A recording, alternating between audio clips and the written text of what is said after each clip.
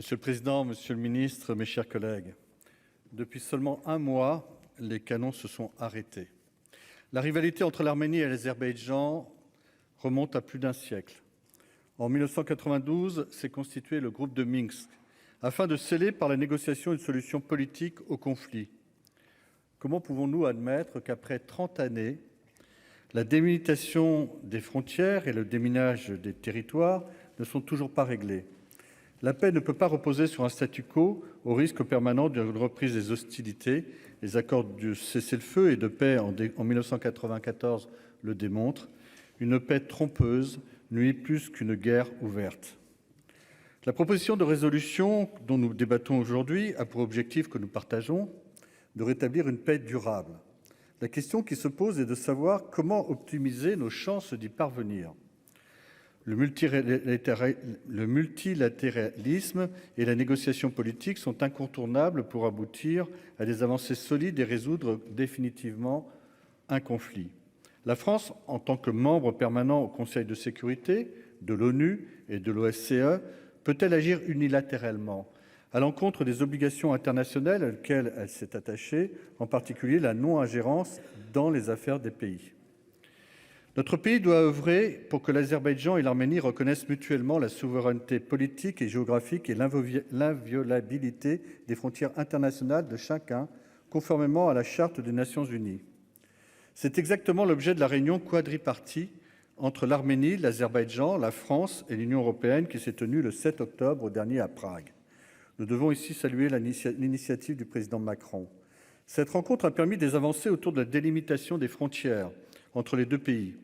Il a été convenu de mettre en place une mission civile de l'Union européenne le long de la frontière pour une durée de 2 mois. Cette mission a commencé il y a une semaine. Il me paraît prématuré de prendre aujourd'hui des positions avant de connaître les conclusions officielles de cette mission.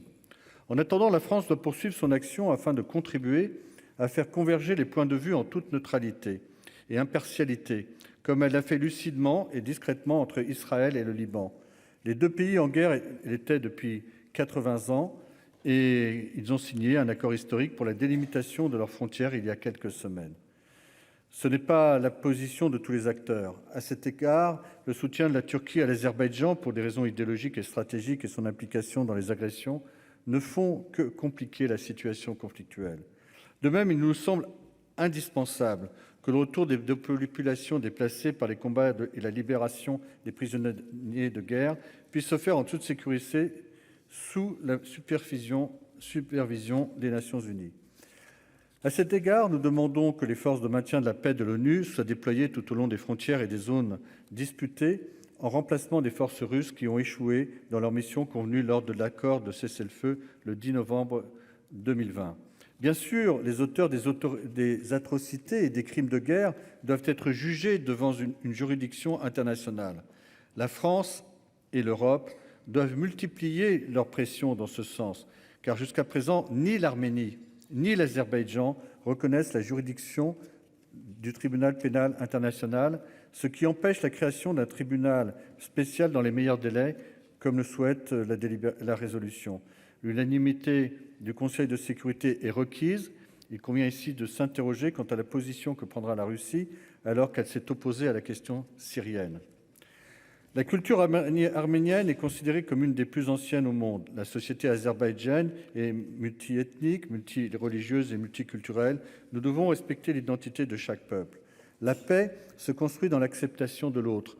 Notre rôle, c'est de promouvoir des valeurs de paix, de fraternité, qui permettent de retrouver entre les Arméniens et les Azéris des relations qui ne sont plus malheureusement celles d'aujourd'hui. Nous devons éviter d'alimenter des haines en ouvrant la voie à la compréhension mutuelle.